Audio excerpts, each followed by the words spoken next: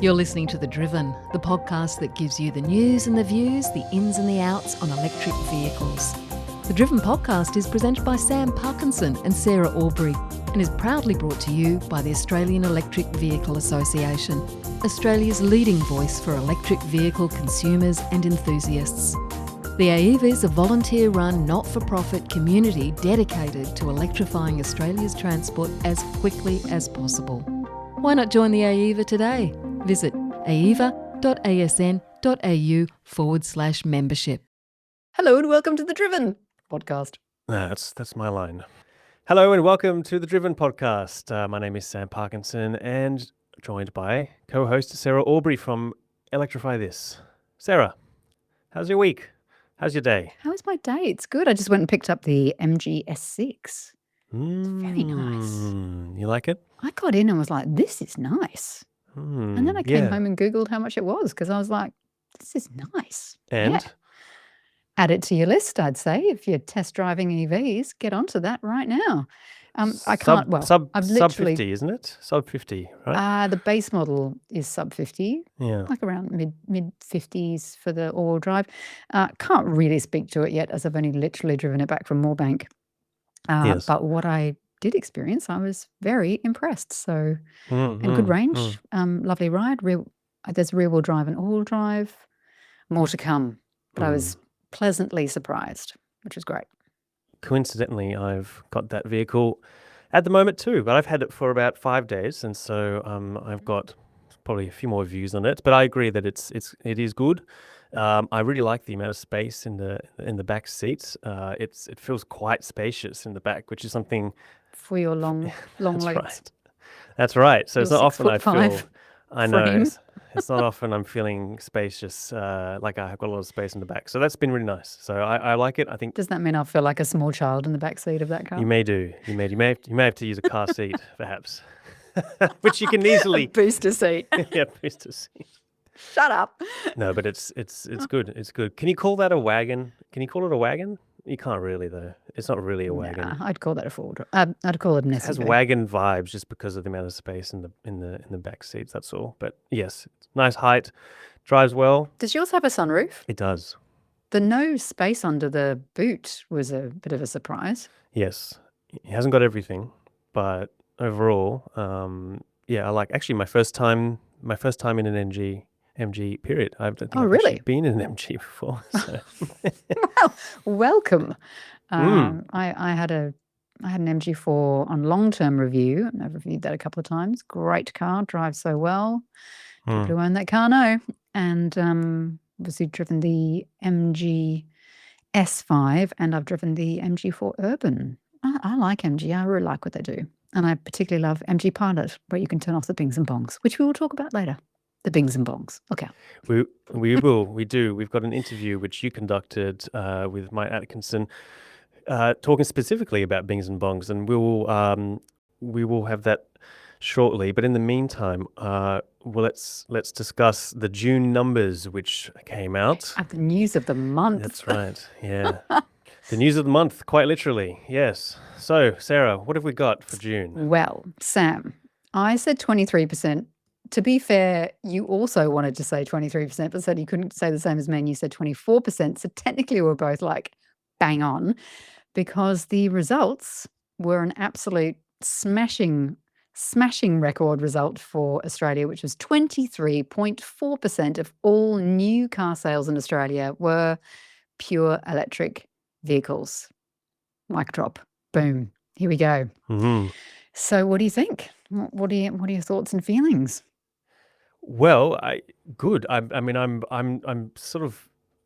delighted, but I'm also not that surprised, and I don't think, we should necessarily be that surprised, considering the recent momentum, the fact that oil prices are still quite high and are going to actually jump back up when the subsidies for the fuel excise start to get wound down. So I think it's something where we predicted that, not based on hope, but kind of based on what we thought was quite reasonable. And that's come to fruition. On a vibe. That's right. No, yeah. So yeah, it's great, isn't it? Tesla 8,000 Model Ys delivered in the month of June. I mean, that's quite a lot. That's an all-time record. That is It for is. Tesla. Record which was only held, by Tesla in May, so it's not been long held. But yes, sorry, what were you going to say? Well, as you said, it was the number one selling vehicle in Australia, not just electric car, but vehicle full stop. And it was last month. Is that correct? I think it did last month as well. Yes. Yeah. What is interesting on the VFACTS website, of course, because Tesla and Polestar do not report to the FCAI because they didn't like their attitude towards electric cars. So they report to the EC. It is a little bit cheeky of them to say that the top 10 models by sales volume on the VFACTS website, they've got the Ford Ranger at number 1, which is incorrect. So they should really have Tesla there, but maybe they're feeling a little bit upset. But the big news for me with these June sale numbers in Australia for 2026 is that BYD nearly beat Toyota as the number 1 car brand in Australia by sales volume. So, are you ready? Toyota sold 19,124 vehicles in the month of June, and BYD sold 18,881 cars. They were only 243 cars short of beating Toyota. So for the month of June, Toyota had a 14.6% market share and BYD 14.4%. That, to me, is the real news of June in Australia. It's extraordinary. Yeah. Wow. I mean, that's BYD. It's quite an acceleration in the last 12 months. 131% up in terms of sales if you compare June 2026 to June 2025. So it's kind of started, I guess, I think we've been asking the question for some time, BYD, they've landed in Australia, they've done pretty well. Can they continue to be taken seriously? But I think that question's kind of been answered in a way. I mean, it feels like, they're shipping cars at extremely large numbers on their own ships at the moment. And as you said, battling with Toyota, which has just had such a concrete hold on the Australian market for so long. Massive dominance, like double what everyone else sells. Yeah. Like number 2 normally is half. But here's the kicker, right? So year to date, this is a real tell to me, because those extra sales that have gone to BYD and to other car companies have got to come from somewhere. And this is where it's come from. So year to date, in 2025, Toyota had sold 120,978 vehicles, which is a 19.9% market share. Year to date in 2026, they have only sold 95,141 vehicles, and their market share has dropped to 15.7%. So they have sold nearly 26,000 less cars, nearly 26,000 less vehicles. So those sales are being taken by other car makers. That's the news to me. So, what happens now? Yeah. I don't know. The thing. I mean, look, is it gonna keep going? And I mean, you can't keep this kind of this sort of level of acceleration up for too long. We can't just keep expecting 3 or 4% increases every month, for forever. And there is a cautionary tale to be had. We've seen these kind of spikes happen in other countries. I'm thinking particularly the UK, for example, and they sort of ended up having a bit of a lull, which has they've only increased about 10% in the last decade, I think, in terms of BEVs, their representation in new car sales. So I think it's incredibly promising. I think there's a really good feeling about the Australian market. There's a lot of vehicles that are coming onto the market and continuing to come out, and we've also got actually pretty good pricing a lot of these BEV vehicles too. If you compare some of the costs after you've done the currency conversions of the vehicles that we're getting. For example, the MG S6, which we're both driving at the moment. I mean, in the UK, I believe that's somewhere around the 45 to 50, 40 or something in the 40s kind of thousands pounds. it's a lot more expensive than what we're getting in Australia. Well, they've got VAT, don't they? The VAT is like 17% or something outrageous. So Right. Yeah. everything is more expensive there. Hmm. Yeah, we're 49,990 drive away and 56,990 drive away. There you go. Which Yeah. is like if you turn that into sterling, it would be people in the UK would be like, what? Yeah. No, exactly. Why? How? Excuse me?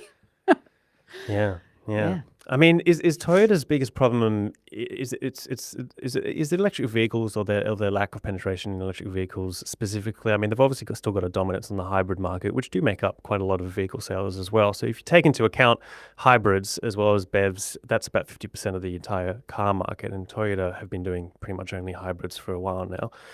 Is it that they're not doing enough on EVs? I think that's obviously part of it, but is it also the fact that BYD are now competing across all those different segments, SUVs and sedans and utes? Well, I think the Shark 6 definitely is eating into those Hilux sales for sure. Yeah. I just want to point out that the RAV4, which would be their most popular car, not ute obviously, but car, came in at number 5. Yeah. Which is interesting.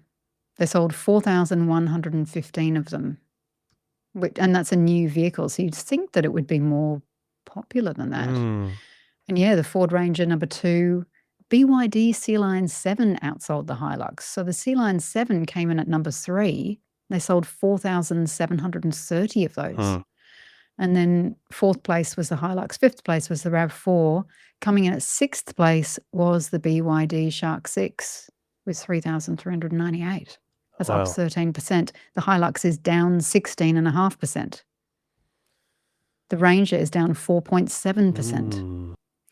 So who's buying a D-Max? Who's buying this? But even the Atto 2's on the list. Yeah, right. Jeez. In the top 10. Yeah. Yeah. So does that make it? Is the Model Y now Australia's default family SUV? Is that is that where we're at? I mean, 8,000 sales in a month. Is that just where people go now? Well, yeah. I mean, the Sea-Line 7 is almost half that. You know, that's still a very popular vehicle. Don't get me wrong. So, yeah. But some people don't want to buy a Tesla. That's completely fine.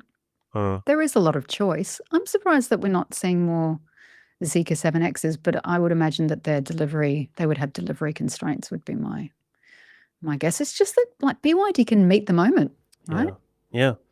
Well, they're not really competing with Tesla anymore. I mean, they are, but they're kind of competing with Toyota, which is, as we said, being such a dominant force. There was Toyota did we did have Giles, the driven editor, up in Queensland last week, driving the new electric Hilux, which, of course, is going to be rolled out in Australia, and we'll see how that goes. It's not a huge amount of range, I don't think. I think under 300 kilometers of range on that one, but maybe that's enough for a lot of people. I don't know, but we'll wait to hear what Giles thought after driving that for the day, and be interested to see how that plays into the sales. Is that going to be enough? Do they need to start bringing out electric versions of the RAV4 and the Corolla Cross and I'm shocked that there isn't an electric RAV4 or an electric Corolla or an electric Camry. Like, where are those cars?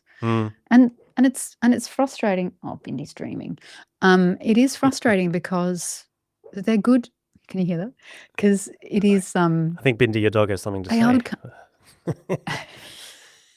She's chasing a Corolla as we speak in her dreams.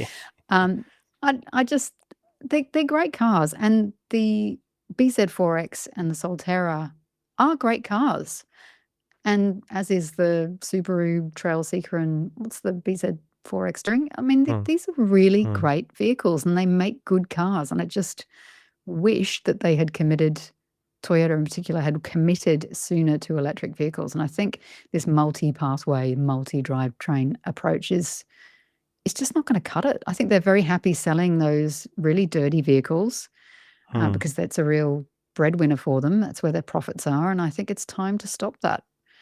I mean, it's the first time this every month that I don't think the FCAI have ever said anything about electric vehicles without also saying that the charging network needs to be improved. This is the first month that they've done it. And they said one thing in the press release here that I thought was really interesting. They said global uncertainty, including conflict in the Middle East and volatility in petrol prices, appears to have sharpened consumer interest in vehicles that reduce exposure to fuel prices. While these factors have had a short-term impact, part of the EV growth would appear to be a permanent structural shift. That surprised me. Some strong language there from the FCAI. A permanent structural shift. Right? Yeah, which is great. I hope it is. I guess it does lead the question. I mean, this is what EV sales look like when the right cars are available and petrol prices are biting, and as we know they are. What exactly is the argument that Australians don't want EVs? It seems to be a flailing argument as time goes on. And I don't think this thing's going away. Like I was looking at Poly Market. I'm not a betting girl, but I like to look at Kalshi and the betting market and Poly Market just for fun. And I just type in hummus and see what it says. And I'm telling you now, they do not think the betting markets, which I would believe more than I would believe the absolutely, the volatility of the press about hummus is almost as volatile as the oil price. And I'm just like, I don't listen to that anymore. I'm looking at what they're saying, and it's very, very depressing. Like they're just like, yeah, nah, this isn't going to end anytime soon. As even all the way to October, November, that it's like 50% think that it'll return to normal. It's like, no. So once we can't keep subsidizing these fuel excise discounts, $2.5 billion it's cost us for 3 months. It's going to cost us another $400 million. So we're getting close to $3 billion that it'll have cost the government's coffers doing this. How sustainable is that? Why should we be subsidizing that? I mean, that money could go into electrifying all sorts of things. It's really frustrating. I mean, we do need short-term help for people, absolutely, but we need to do long-term planning to stop this volatility and being so vulnerable. Being the number one importer of diesel in the world makes us incredibly vulnerable, and we cannot go back to how we were and thinking, oh, well, everything's fine now. Agreed. And there's some more charging infrastructure investment as well, and which it certainly has gotten better recently. But with that huge uptake that we're seeing in BEVs, we also need to make sure that we're supporting that uptake with sufficient charging infrastructure. So I did note there was a story about some Tesla supercharger cables being vandalized and cut up in the Gosford area. Is that something which you think? I think in We're going to see that more, or is that? Well, it was Raymond Terrace, I think. Well, that sort of area, yeah. So, I mean, is that going to be an issue, or is that somewhere up there somewhere north? Up there, north of Sydney, between here and Queensland, North of Sydney. Yeah. Yeah. Will we see more of that as people get more annoyed that people are buying electric cars? Yeah, and well, what do you think? Do you think it was willful vandalism, or do you think it was for the copper? What do you think? Either way, it is willful vandalism, whether they took the copper or not. So, but well, it is. Yes, but whether people are doing it just because they want to make a statement, or whether they want to make some money, I don't know. But I suspect, especially as more people are reliant on that infrastructure, there might be less of an appetite to to put up with that. And I think there might be a little bit more. I don't know.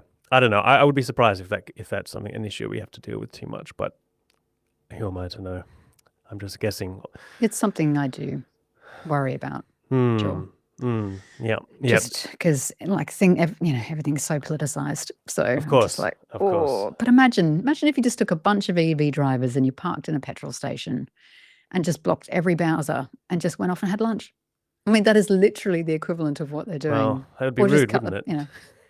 Cut the power. It'd be rude. It would be and very charging rude. stations just don't have the same kind of security, of course, as petrol stations do. So much easier to vandalize. But maybe that'll change as charging stations develop. They've got roofs for start with. Well, it would be nice, wouldn't it, to see shelter. a few more stations with roofs and bit more sort of few more amenities rather than just an outdoor place to plug in. But I'm sure we'll see more of that as the charging infrastructure becomes more readily available. Of course, in the UK, one of the things I was talking to Dan from Everything Electric, who runs those electrification shows. One, of course, coming in Sydney in September, which you and I will both be attending. And he was saying they've actually had an issue in the UK. Or one of the issues they've had with the electric vehicles is just an oversaturation of charging companies coming out and just not really being able to stay in business because there's just so many people trying to do the same thing, and they've looked at that, seen an opportunity to make some money and create a new business, but an oversaturation of them has actually led to issues with reliability, and it's been a bit of an issue. So that's an interesting cautionary tale, I suppose. I mean, we don't want to dissuade people from getting into charging infrastructure if they know what they're doing, but It's very expensive as well, their public charging infrastructure, and I think they've been trying for years to try and get the VAT removed from it, to try and bring it down in price, because it is, compared to here, it's like double what we complain about, which is pretty funny. We complain about our DC charging, fast charging costs here, but they pay so much. Well, they pay pretty much twice for their cars and twice for their public charging. We should stop whinging. I'm not personally whinging, but the people who are whinging should stop whinging. I heard quite a few of those DC public chargers in the UK. They're costing about 80 or 90p Yeah. per kilowatt hour, They are which is literally what, double. about $1.50, $1.60. Yeah. Yeah. But they do have this Outrageous. great concept. They have, they call them, we call them servos, they call them forecourts, but the UK is so good at creating these fantastic hubs where there's restaurants and there's places to linger and spend time, and that's just in a petrol car. And more of that sort of stuff where you have a kids' playground, and we do it on a small scale here, but in the UK they just do it on a really massive scale. And I look at the twin servos between Sydney and Newcastle, and they've been talking about putting public chargers there for so long, and they still haven't happened. And there's an opportunity there, I think, the restaurants there are pretty good, but the amenities there could be improved, say. And I just feel like there's an amazing opportunity to have that as a spot to charge cars on your way up and down the M1.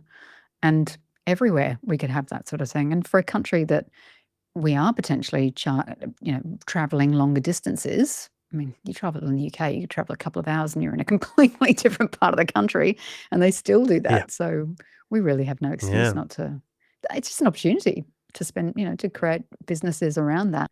And for safety, as a woman, I don't want to go and stop somewhere, the back of somewhere where it's poor lit and there's no amenities, and I don't feel safe, and you wouldn't do it at night. I just think we need to make these places much more welcoming to everyone, and safer and covered. Agreed. Out of the rain, And out of the covered. sunshine. Yeah, true. Very true. Now, you actually did an interview with someone, Mike Atkinson, and talk about something that we talk about quite a lot on this podcast, but also people generally. It's about The bings and the bongs. the bings and the bongs, as they're otherwise known, the automatic driver attention system. So, they can vary quite a lot in terms of how annoying they are. And it's a question that we've brought up a few times. Why is it so different in so many different vehicles, despite the fact that they may have the same ANCAP rating? There's a lot of variables, it seems, and it doesn't seem to be consistently applied. Oh, it's not consistently. No, it's not. 100% not. And how you turn them off is not created equal either. No. Actually, sorry, but if you don't know who Mike is, if you watched the first season of Alone Australia, he's Mike who made the canoe, and he's on socials, he's known as Outback Mike. He is an extraordinary man, and in a zombie apocalypse, I want to be hanging out with him. He's great. He's excellent. Okay. So you had a chat with him about ADAS systems in vehicles, and he had some interesting things to say. So let's take a listen to that now. Hello and welcome to the Driven Podcast. And sorry about any noise, but I'm here with Mike Atkinson from Outback Mike. Is that what we call you from? That is my cheesy vomitous YouTube name. As you'll know. So, Mike, you and I have been chatting online because we're just kind of creators, so we got in touch with each other. But you messaged me, it was either yesterday or the day before, and you really got my mind ticking over because I am pathologically opposed to bings and bongs. You have a very interesting and amazing career, but previously, can you explain to people what you used to do and why you look at the bings and bongs in cars the way you do?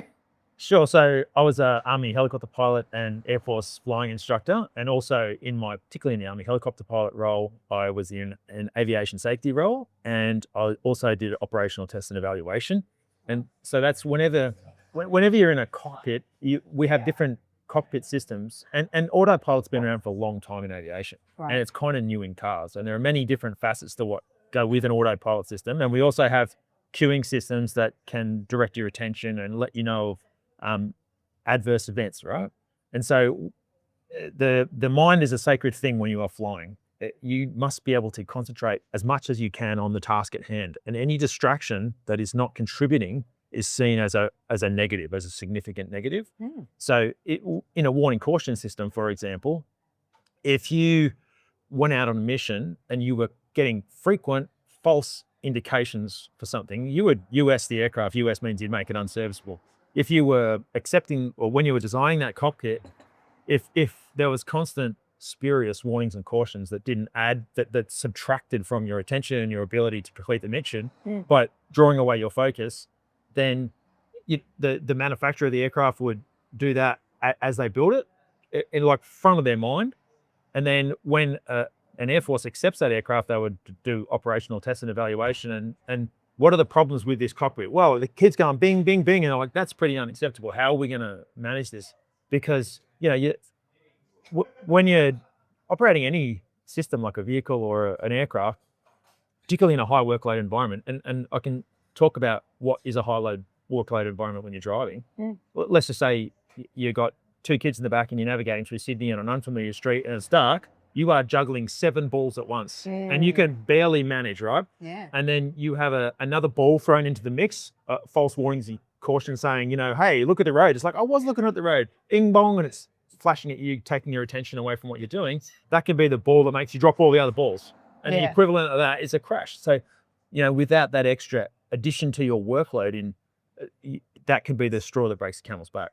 So really, I mean, when I look at ANCAP ratings and stuff, and I've been thinking back recently, and I've actually Googled yesterday, the cars that I'm talking about, and they're cross brands that come from different countries, it's not brand specific, or they are all ANCAP 5 rated cars, and they all have frequent alerts to something which are false. For example, like it's blaming me for not looking at the road, Right. and it's going and it's flashing at me saying, look at the road. So it's like it's grabbing my attention down here. Well, to be honest, sometimes it will beep and it won't even say why it's beeping. Yeah, I've come across that in cars as well. I'm like, why are you beeping at me? And then you're looking around going, and it still won't tell you even on the screen. Exactly. And even when I was driving here this morning, I was trying to merge into a lane because a lane was stopping, and I was just about to clear my blind spot, and the thing beeped at me, and it kind of like, it stopped me from looking at the blind spot because I needed to see, is this an important thing here? Because it might be something really important. Yeah. If you're training your brain to ignore the warning system, that is a very bad thing.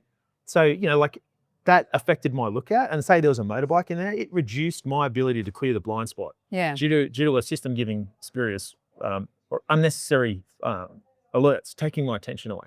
So I just Googled and I ChatGPT'd, does ANCAP have something in its ratings which assess how many distracting warnings that you have? ChatGPT said it didn't. It couldn't provide me a reference. I wrote to them yesterday to ask that if they do have such a system, then it's failing. And I really think that they were in their assessment of a vehicle's safety, they need to provide a score out of 5 for how many distracting things are there that are subtracting from a driver's ability to operate the vehicle safely. Right. Do you think, compared to what you experienced previously in a cockpit, do you think that car ADAS systems are very immature compared to? Yeah. I mean, they're the very safety immature. there would be kind of important, I'm sure, in a cockpit. So, but yeah, you really notice the difference, do you? Yeah, and I reckon early on in aviation, it was before my time really. When it was immature, they would have thought, oh, well, the safest thing is to have lots of alerts all the time. Right. And very quickly, pilots, and it's a small industry and everybody's professional, they just quickly would have knocked that on the head and said, this is ridiculous.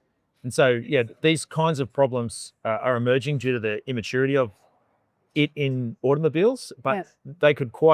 manufacturers could quite easily look at what happens in aviation. It's full of experts on the topic.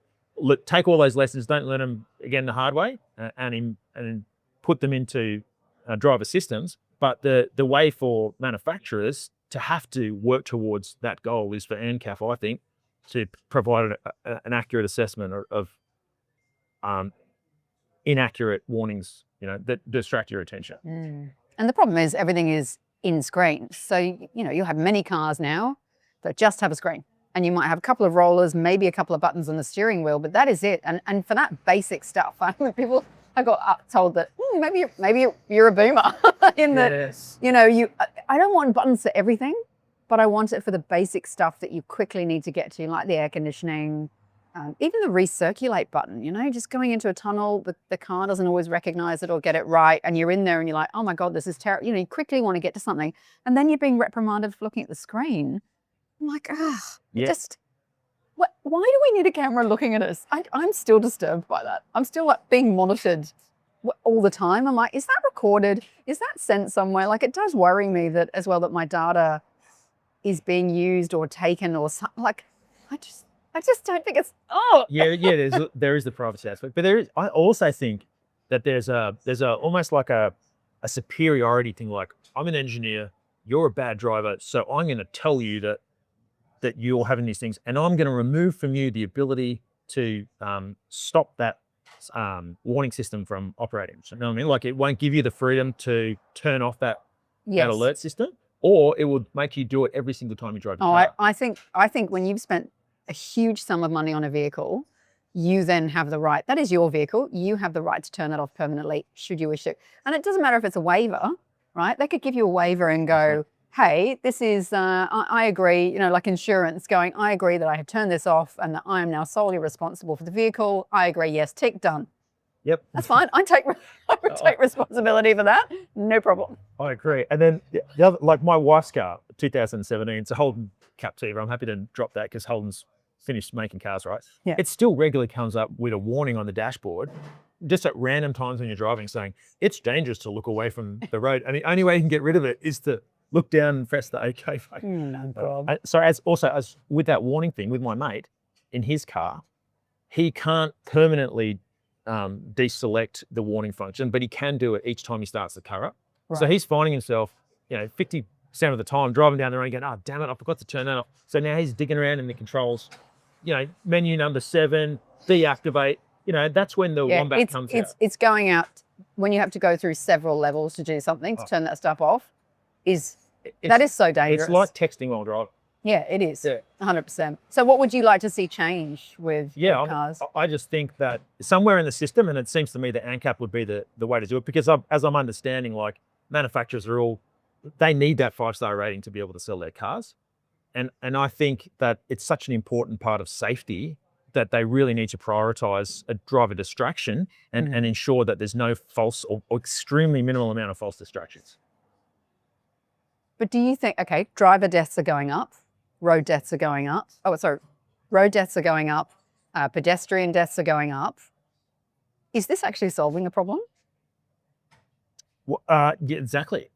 Perhaps that is a symptom of distraction. Who knows? I mean, it's because 2-3 years ago, I started reviewing cars in, let's say beginning of 2024. None of this stuff was in those cars then. Like it beeped at you when you went to change lanes, and it, if you're going to collide with the vehicle in front of you, it would tell you those things, those really important things, bings and bongs. But the driver monitor cameras weren't in cars. The 1K over the speed limit was just a flash on the screen. Is that statistic you're talking about relative to how many cars go driving? So or is it just that there's more cars on the road? Because the correlation really is yes, there are more cars on the road, but actually our vehicles are bigger. And so that's one of the big issues. Blind spots, we're getting a lot more big utes on the road, big SUVs. They've got higher hoods. So the outcomes for if you do hit a pedestrian or a cyclist is much more catastrophic because higher hood, you go under the vehicle, not over the hood. There's all sorts of things kind of colliding, unfortunately. New York Times put out something today about vehicle deaths and pedestrian deaths were actually going down, and then the proliferation of big US pickup trucks started to really take off. They got bigger and bigger and bigger. Suddenly, those deaths went up and up and up and up and up, and have continued to do so. I don't know if we can link it completely to that. Maybe we are more distracted. I don't know, but they are going up, and that's a public shame. But our vehicles are a lot bigger. Yeah, and you know what? This would come into a privacy issue, but because we have all these sensors over our cars, I would hope and wonder that there is actually the ability, almost like a black box recorder, so that every traffic accident. In aviation safety, any kind of incident is reported and analysed to see what were the causal factors, and then the root cause identified, and then that's addressed. So let's just say that for all major crashes, there was a requirement that if a vehicle was fitted with monitoring systems, that an investigator would go, okay, what were the actions? What happened? So like, let's just say that the accident happened just before.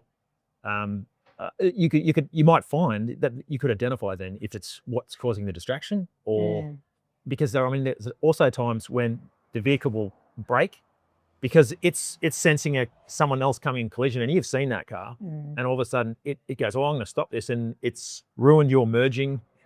Oh, you can get phantom braking, completely random phantom braking in vehicles as well these days, and nothing has happened. I mean, in a Tesla, for example, it does record in-cabin camera, and it's got external cameras all around the vehicle, always recording. Yeah. If you have Sentry mode on, but I think it's always recording inside the vehicle. So in the case of an accident, you would actually be able to identify that. Yeah. And cool. some cars have that, but yeah. I wonder whether there is a process. So this is another thing that aviation is good at, is it's got a very thorough system of closed loop systems that investigate things. So does that data just get lost? Does it go to the records and see you later? Or is it part of a system? Okay, no, there's been a crash. Let's investigate. And it should be a blameless investigation unless there's criminal charges and someone's been drinking and driving. But there's a lot of data there that could contribute to safety. And that's how the policies are set up within a system. I sent you that link that ANCAP will be looking at the actual ADAS, not just that you tick a box and it beeps if you do a certain thing, that it actually works properly. Because frequently I can be in vehicles and, for example, when you're driving around and it reads the street signs, because then it can know whether you are speeding or not. So often that's inaccurate. So often I'm like, it's not 110, it's 40, or it's 110, it's reading it as 40. Or you're going through this is the worst one. You're going through a school zone when it's not a school zone, or it's school holidays, and of course it's beeping incessantly at you at 5 p.m. in a school zone. You're like, oh my God. So it's that stuff I think they're starting to look at now, that it not just works, but it works properly.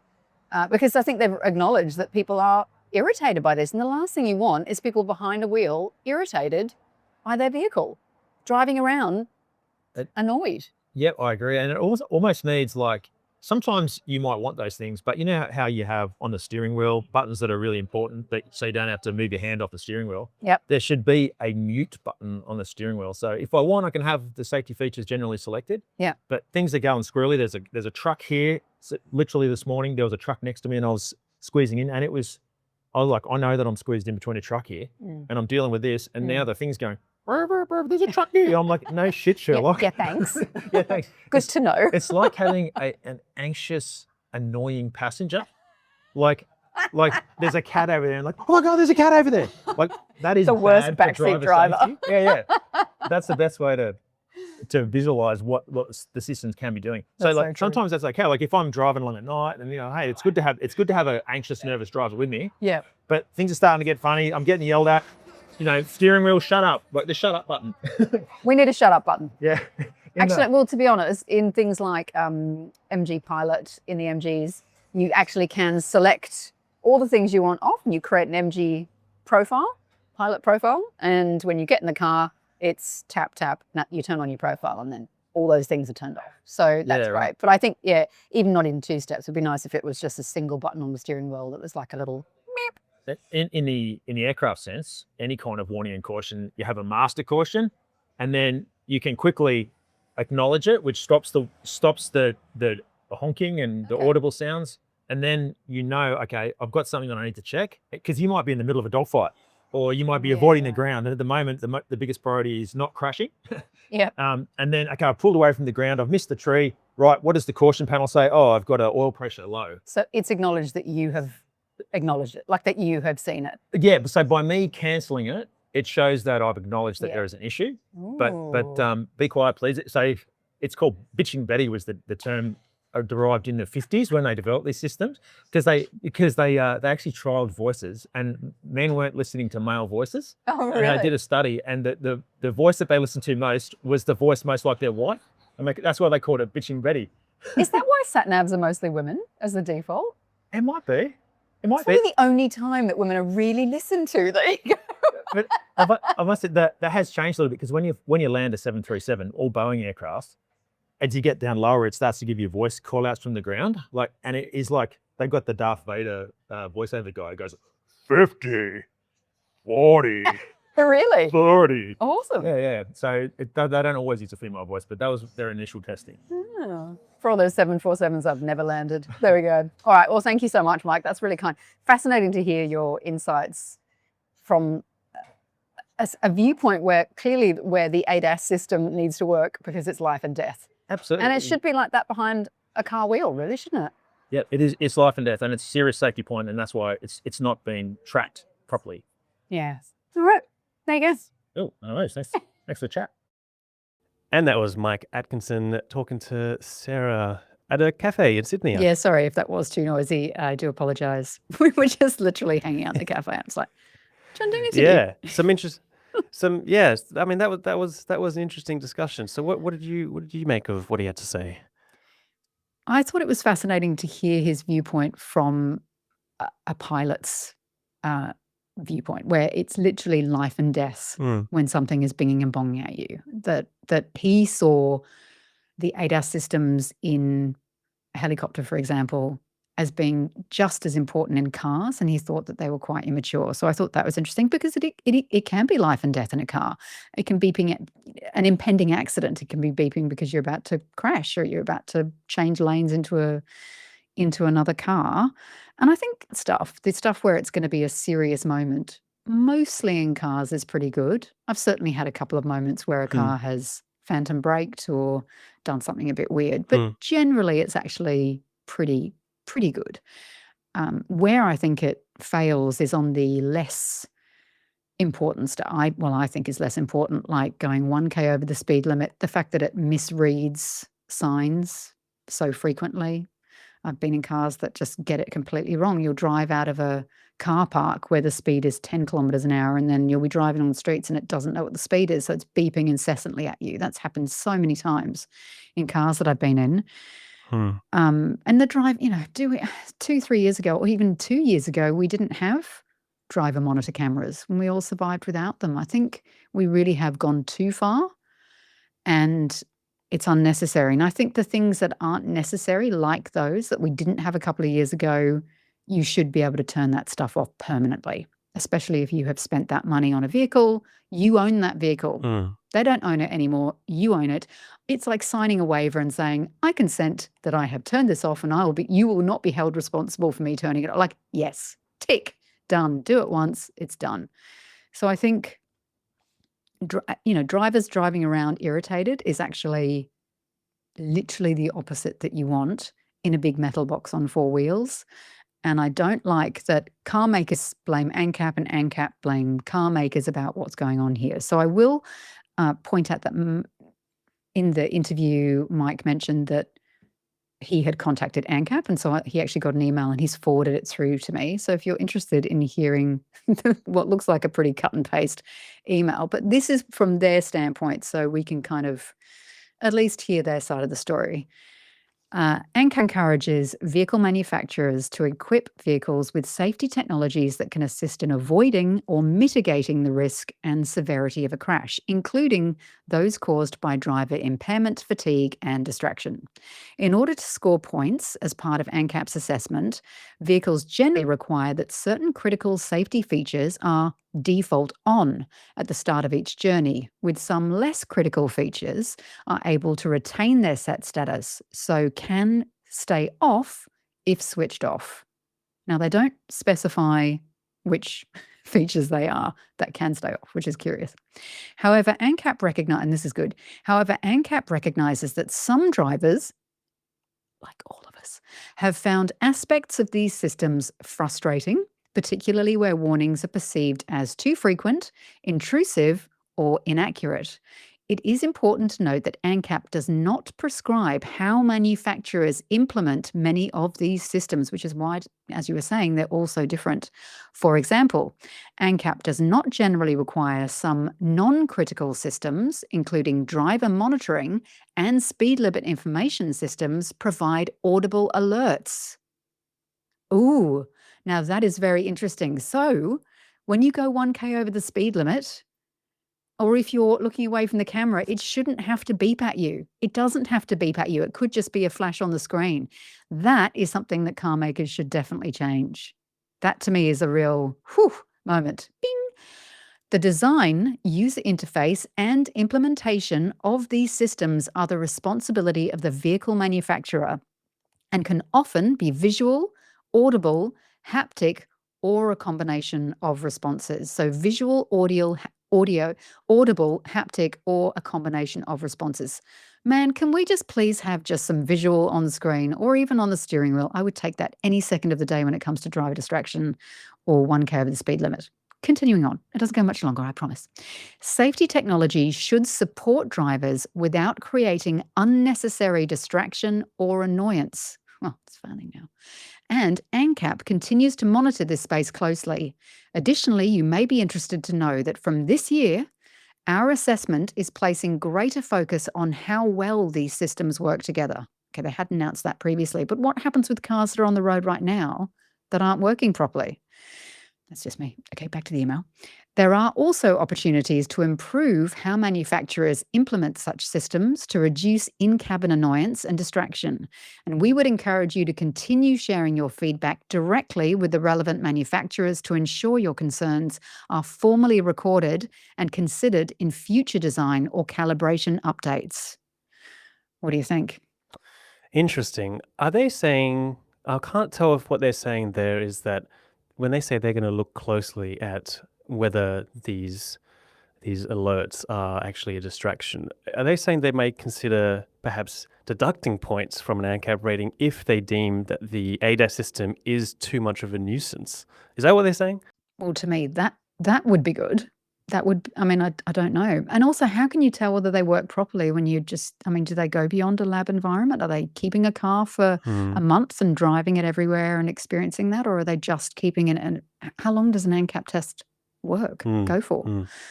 This is questions for ANCAP. If you know ANCAP and you're watching, can you please get in touch? I also would love to know, one of the other things that I think I mentioned to Mike was whenever they're very, frequently post online. I see it on LinkedIn all the time. The actual crash tests that are filmed showing how a vehicle performs. What I find frustrating is, yes, that vehicle, the pretend vehicle that is crashing into that vehicle, is a sedan. It's really low. That does not represent anymore the vehicles that are being sold on Australian roads. If the vast majority of vehicles are SUVs and also utes, we should have that machine, that pretend car should be an SUV. And then we see how it performs. I didn't know that. Yeah. So they only use sedans? And that doesn't, I mean, there are still sedans on our roads or hatches, cars, but that's not what people are driving now. So that vehicle should be higher. It should just be higher. It's too low.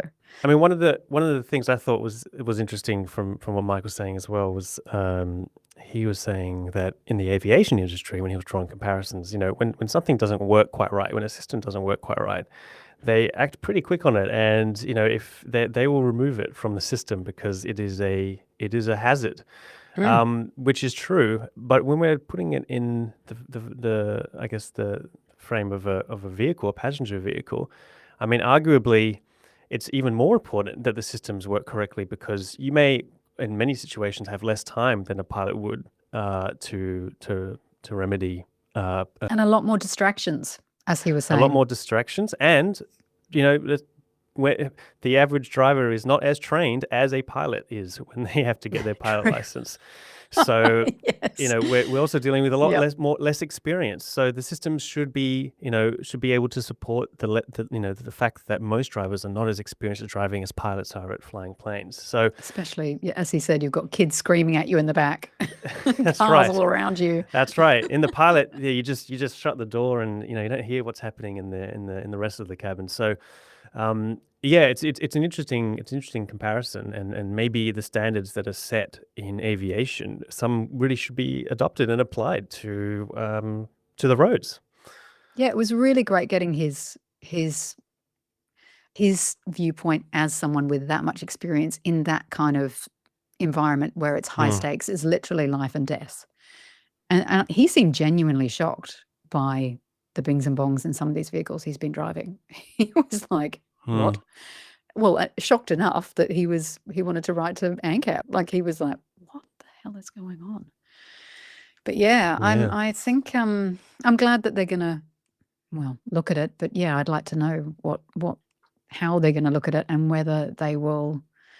I mean, I personally, as I said, would like them to take into account the size of the vehicle and how dangerous it is to the people outside the vehicle. And I know they do to some extent, but the bings and bongs aren't going to save you if you get run over by a Ram 1500. You're going to go under that thing and you're going to die, and that should be taken into consideration. I think if your hood is over a certain height, you shouldn't even be able to get a 5-star ANCAP.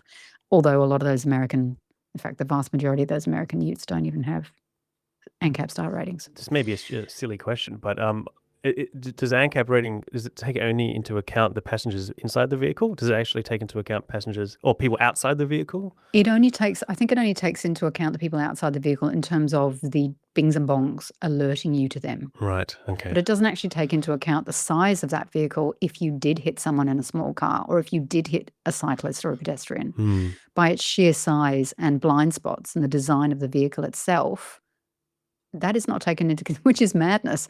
That isn't taken into consideration, that inherently makes the vehicle more dangerous.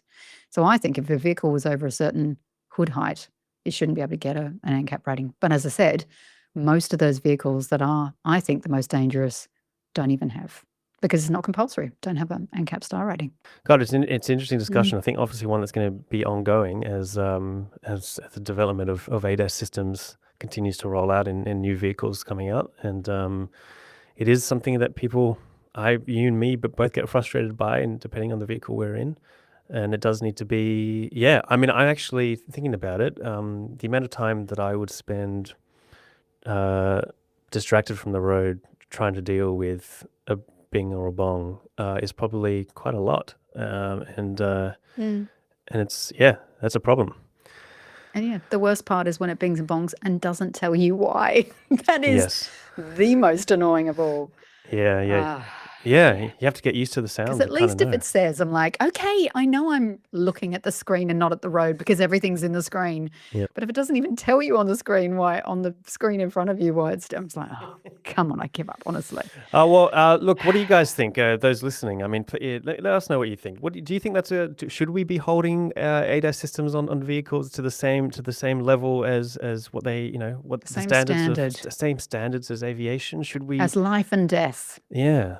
I mean, there's probably a good case. Yeah, I think there's probably a good case, but it'd be interesting to know what other people think. And if there's any vehicles that you've driven out there, talking to you, the listener, of course, that you think is particularly bad or good at the automatic driver attendance system, we'd like to hear as well. So do write in or comment wherever you're listening. And let's be interested to find out what people think. So there you go.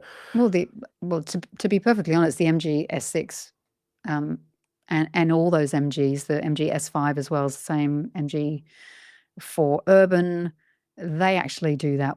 It's one of the best in that you can create a profile. I think other car makers are slowly starting to copy this. Geely did it, for example, where you can basically go through the ADAS, turn off the things that you don't want, and then you go tap MG Pilot, and that's your profile. So every time you get in, all you have to do is swipe down once on the screen and tap MG Pilot and go yes, and then everything's off. So 1 or 2 steps. I mean, it would be great if it was just a button on the steering wheel. Some are, But the fact that you have to dig through sub-menus to find things and turn them off every time, especially if you're in a moving vehicle, to me, makes it less safe on our roads and Yeah, not safer. yeah. Well, that shortcut that you're talking about with the MG, where you just swipe down on the screen to get to that setting, is actually one that I didn't even realize was there. So I often would start the trip. I forgot to change the settings, and then I would be driving, and I'd hear because the default settings are quite annoying to me, particularly going 1 kilometer over the limit and getting that beep. And so then I would be spending going through 3 or 4 steps to change the settings whilst I'm driving, and that's probably the most dangerous 10-15 seconds of the entire trip as a result. So I think it's really important also that dealerships are actually making sure that people are aware of how to shortcut and how to manage the ADAS systems. I just changed your life, didn't I? You did. Now I'm going to try it. Well, until I've got the car. You're going to think of me when you get that car next, aren't you? But I mean, how are we to? I don't know. As a first-time MG driver, I just didn't know. So there you go. Well, to be perfectly fair, I just did a review on the Leapmotor B10, and I thought that, again, I did a swipe down on the screen and I turned one thing off and I said, it would be great if the other thing's there. But apparently in the update, or in an update, they've created it just like MG Pilot. You can turn things off, and it is one button on the steering wheel, but I didn't know that. It'd be great to be told these things. Yeah, it would. Oh, well. It would. Sorry, Leapmotor. I'm sure if you go through the instructions manual, the 150-page document that everyone gets when they get a new vehicle, you would be able to find it somewhere in there. But I'm not a manual reader. No. I'm not sure everyone is either. So anyway.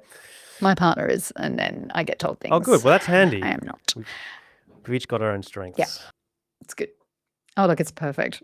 Actually, I do want to say a quick thing about, I got a great message, Jeff. I haven't forgotten. Jeff sent me this fantastic message, which I forgot to read a couple of weeks ago. And I think we were talking about EV education. What would we like people to know? And I just thought this was great. So I'm going to read it out. This is from Jeff. Thank you so much for taking the time to send me this. He says, here are my thoughts from our viewpoint as an outer urban garage parking and charging solar and battery household. He said, to EV household. Number 1, home charging is as easy as boiling a kettle. Plug in and go. 2, charge for what you need to do the next day, i.e. break the petrol paradigm of filling the tank whenever petrol or fuel is cheapest. If it's just a 20k round trip to work, then a few percentage will do. Yeah, easy, right? I like that. That's true. Breaking that, once a week, going to the fuel station kind of thing. He said, number 3, use the car's idle time to charge. Number 4, know your numbers, kilowatt hours per 100 kilometers, etc., and your electricity charges to make use of off-peak rates. 5, set charge rates and amount. Sorry, I'll say that again. Number 5, set charge rates and amount to charge to on your car's or Chargers app. So yeah, just set and forget, which is great. Number 6, definitely, he's capitalized definitely, understand the different charge rates at DC chargers compared to home. Number 7, condition your battery on cold mornings. And number 8, lastly, enjoy the convenience of starting climate control before you hop in without making fumes. I thought that was some great advice. And he said, of all these things, I found the hardest thing to do was to switch off the habit of driving into a servo and filling the tank. You just don't need to do that with an EV. Match the charge to your lifestyle. And it's definitely as easy as boiling a kettle when you can just drive into your garage and plug in the charger. It's so quick. I wish I had a garage, Jeff. It's so like, honestly, sickeningly easy when you have off-street parking. I just can't believe more people haven't done it already, because it's just so easy. And I can't even do it, and I still love it so much. So it's great. Thank you so much, Jeff. That's great. And also thank you to Mike as well for very kindly giving us his time for the interview. It was great. Thank you, Mike. Yeah, very interesting insights indeed. So I like that sort of reset of how you look at it. Just think of it as charging your phone. You use it, you charge it when it's not being used, or when you think you're going to go out soon, and you don't necessarily have to. You're not going to wait at home until it's 100% before going out, are you? So same Well, you're kind not of going to thing. sit next to it staring at it while it charges as well. No, Well, you no. might if you're addicted to your phone, but Yes, if you do that, then you should yes, open the blinds and look outside. go outside and touch grass. Yeah. as you said, great advice, particularly easy if you've got a driveway. A lot of people don't, but there are. I think we're gonna. Most people do.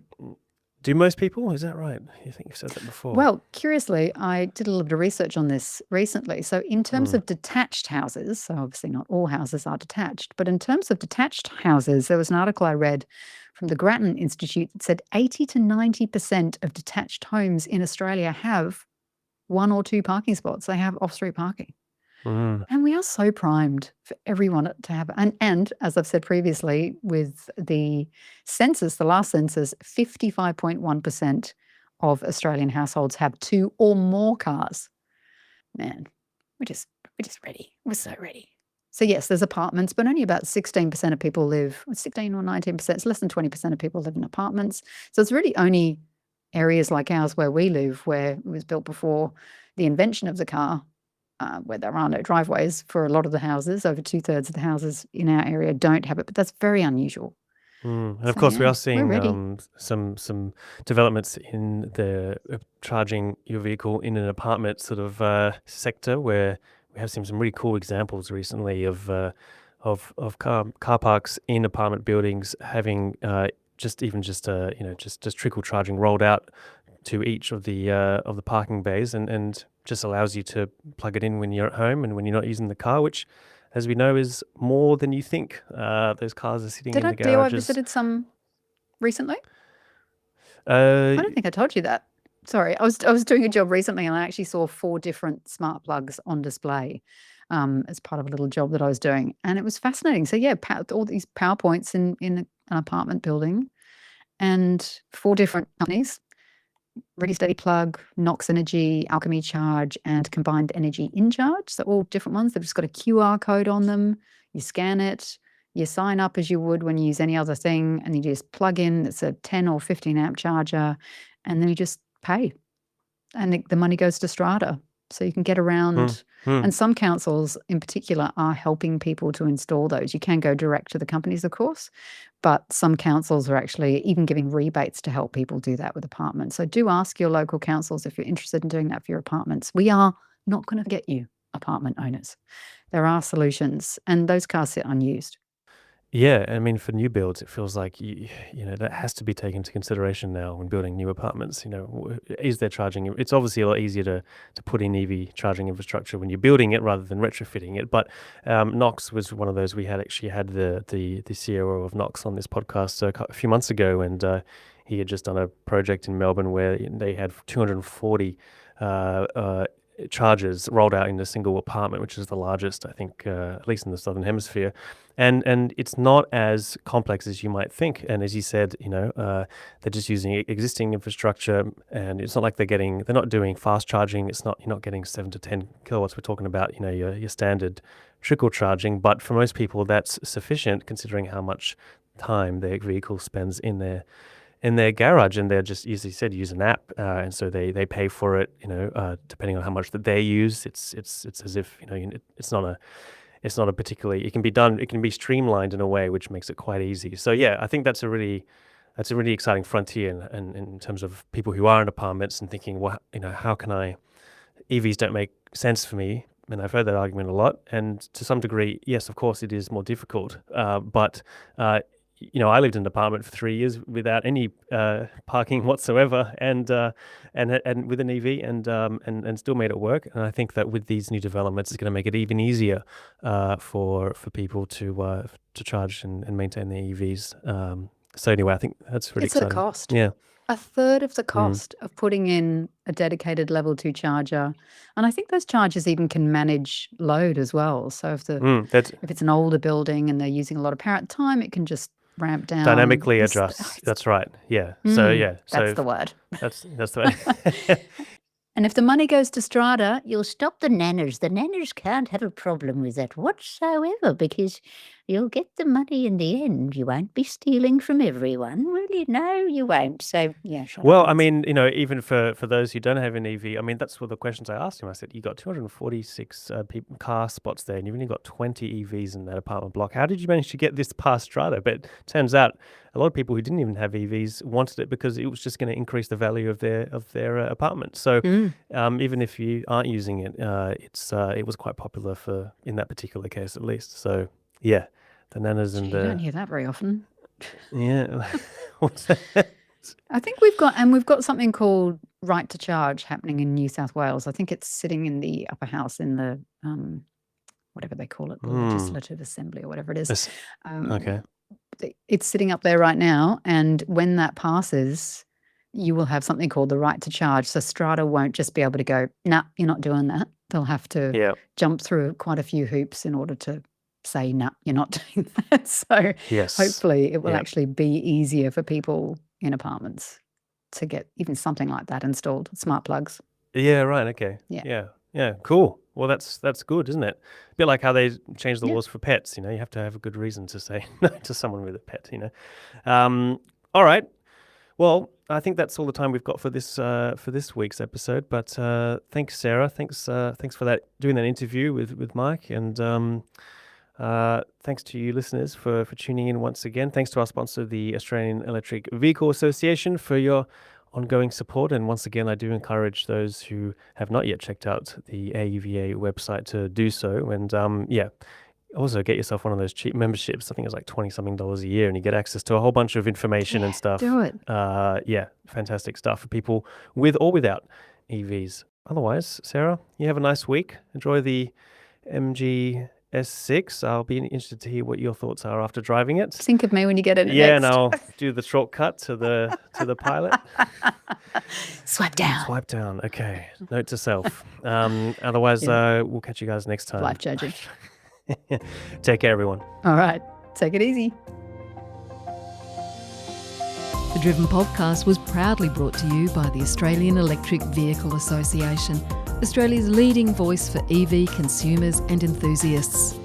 The AEVA is a volunteer-run, not-for-profit community dedicated to electrifying Australia's transport as quickly as possible. So why not join the AEVA and support the transition to zero-emissions transport? Visit aeva.asn.au/membership.